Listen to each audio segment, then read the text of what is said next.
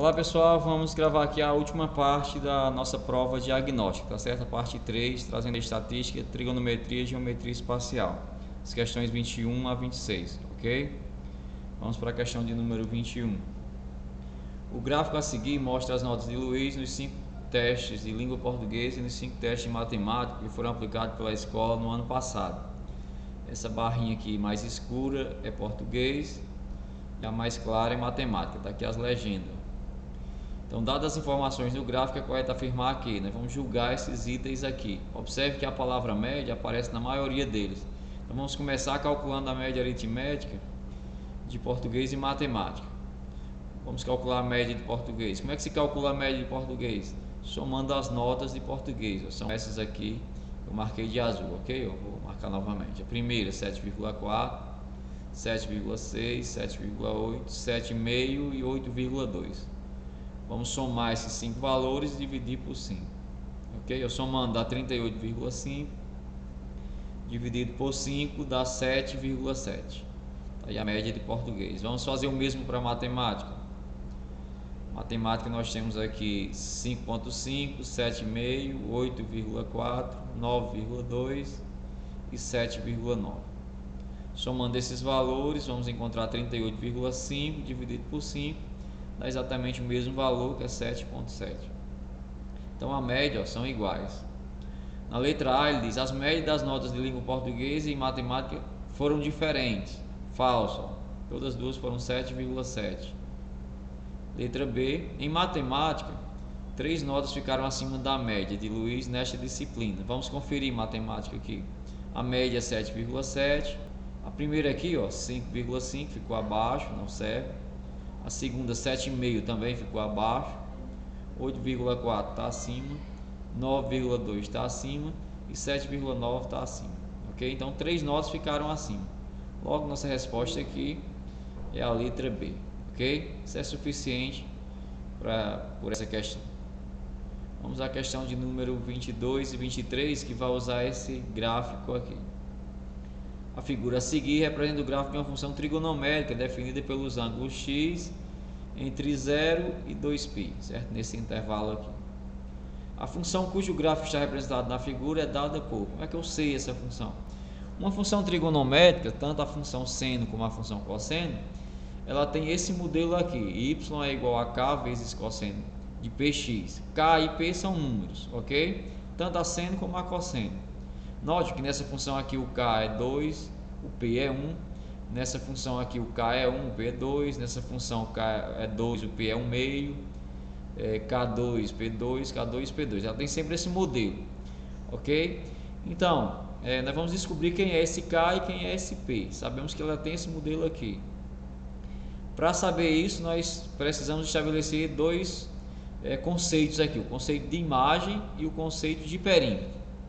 O que é a imagem? A imagem é a faixa do eixo Y que a função está contida. Note que toda essa função, todo esse gráfico, ele está dentro dessa faixa. Ele sobe aqui até o 2, desce até o menos 2, vai subir de novo até o 2, desce até o menos 2.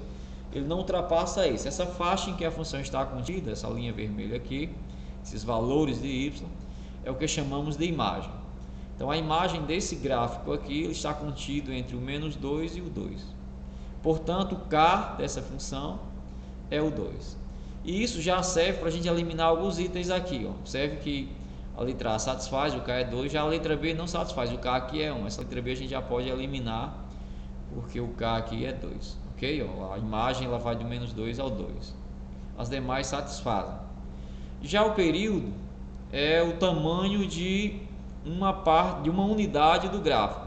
Você vai notar aqui, eu vou colocar até uma retazinha azul aqui para você perceber que essa parte do gráfico, parece um V, né, ou um U, como você queira, é exatamente igual a essa outra parte aqui. Ele vai se repetindo nessa parte, nesse modelo aqui, nesses V, né? Cada uma dessas partes é um período da função. O período é aquilo que se repete, né? Então, a função vai repetindo. As funções trigonométricas, seno e cosseno, são funções periódicas. Então, cada um dessa parte aqui, ela tem um tamanho. Essa aqui vai do 0 até o π. Essa distância aqui é o tamanho do período. E nós chamamos aqui de, vai ser π, eu vou trocar esse período por π. Então o período aqui é 1π. Aplicando essa relação, para você determinar o período, basta dividir o 2π, que é o intervalo de uma volta, por π. P, na verdade, é a quantidade de períodos dentro de uma volta. Uma volta é de 0 a 2π. 2π é o 360 graus, né? Então, uma volta inteira é 360 graus. Numa volta, você vai ter dois gráficos desses, duas partes dessa. Então, o P aqui vai ser 2. Você pode encontrar assim, o período é π. Aplicando aqui meios pelos extremos, uma vez π é π, 2 é 2. Então, o P aqui é 2. O número que acompanha o X, que multiplica o X, é 2. Então, aqui a letra A, o P é 1, então já está descartada. Na letra C, o P é 1 meio, também está descartado. Vai sobrar essas duas funções para nós decidirmos qual delas corresponde a esse gráfico. O que a gente faz então para decidir? Nós vamos pegar aqui alguns pontos que faz parte desse gráfico, para analisar se ele faz parte do seno ou cosseno. Esse ponto aqui, por exemplo, ó, ele é o ponto 0 e 2. Esse ponto aqui, ele é o ponto π e 2. E esse ponto aqui, ó, é o ponto 2π e 2. Qual dessas duas funções satisfaz esses pontos? Vamos testar logo esse ponto 0 e 2. Vai ser suficiente. Basta lembrar que o seno de 0 é 0 e o cosseno de 0 é 1. Lembre aí do ciclo trigonométrico, aquela reta horizontal é o cosseno, a reta vertical é o seno. Então, no início da volta, no 0, o cosseno é 1 e o seno é 0. Então, ó, se eu substituir esse x por 0, 2 vezes 0 é 0. Então, o seno de 0 é 0. E 2 vezes 0 é 0. Então, ele teria que passar na origem aqui. Então, essa aqui está descartada. O seno não pode ser.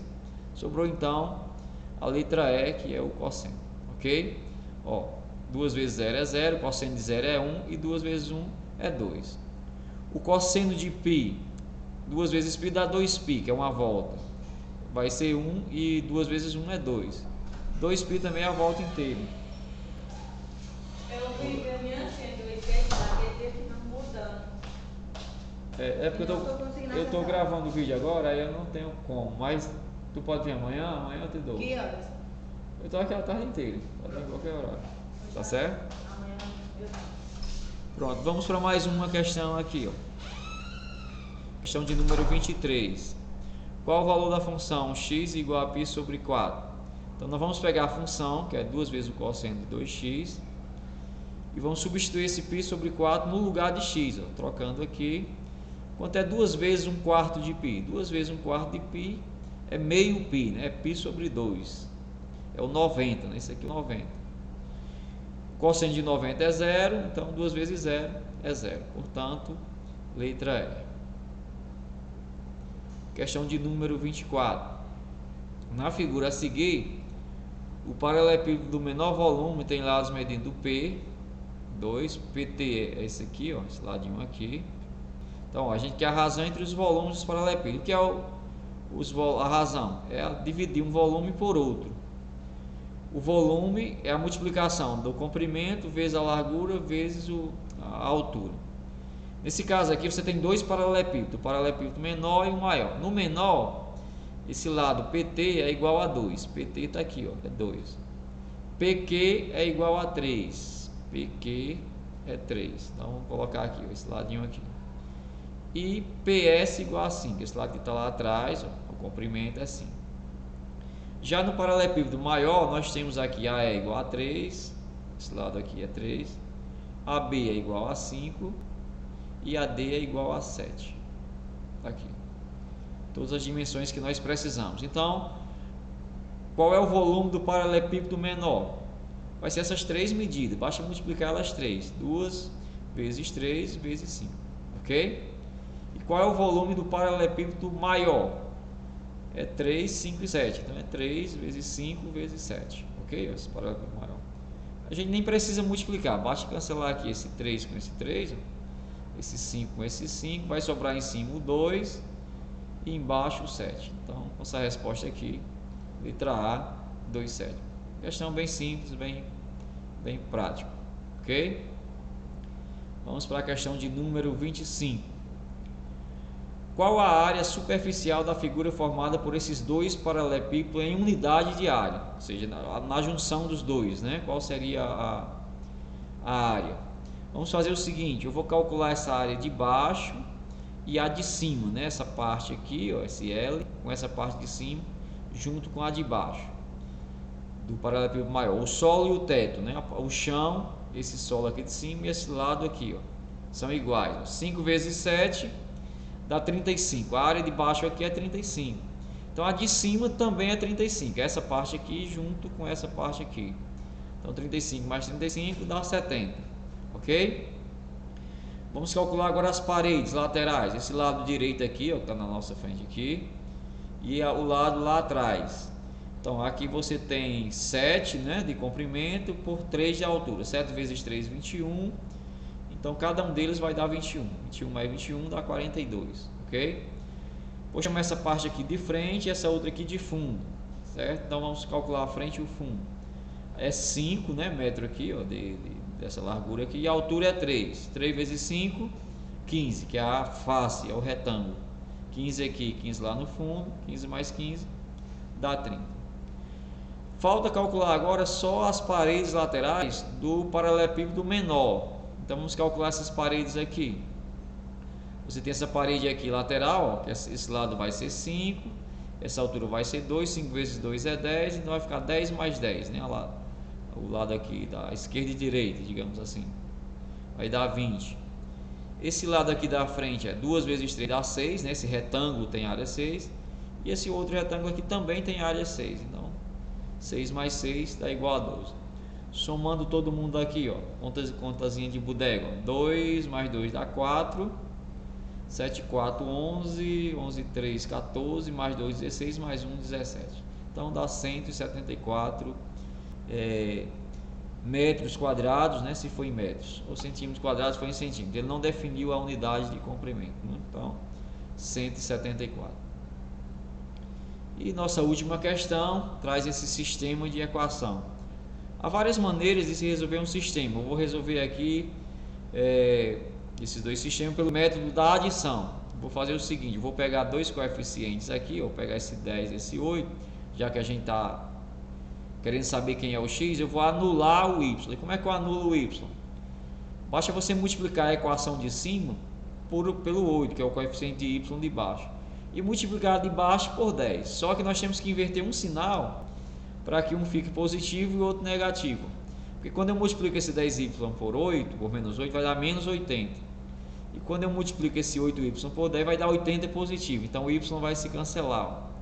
Só que para isso eu tenho que multiplicar a equação por inteiro. Então vamos lá, ó, 10x vezes 8 vai dar menos 80x. 10y vezes 8 vai dar 80y. E 1000 vezes 8 dá 8000. Todos negativos por causa desse menos aqui, ó. 12 vezes 10 dá 120x, 8y vezes 10 dá 80y, e 1040 vezes 10 dá 10.400. Vou passar um traço aqui embaixo e vamos somar, ó. Quem deve 80x e possui 120? 120x menos 80x fica 40x. Cancela 80 aqui, ó. Um positivo e um negativo. 10.400 menos 8.000 dá 2.400. Esse 40 está multiplicando, vai passar dividindo. E 2.400 dividido por 40, a gente pode cancelar esse zero. 240 por 4 é 60, ok? Letra C. Espero que você tenha entendido. Volte o vídeo, treine novamente, né, e você vai compreender melhor. Um abraço, Deus abençoe a todos.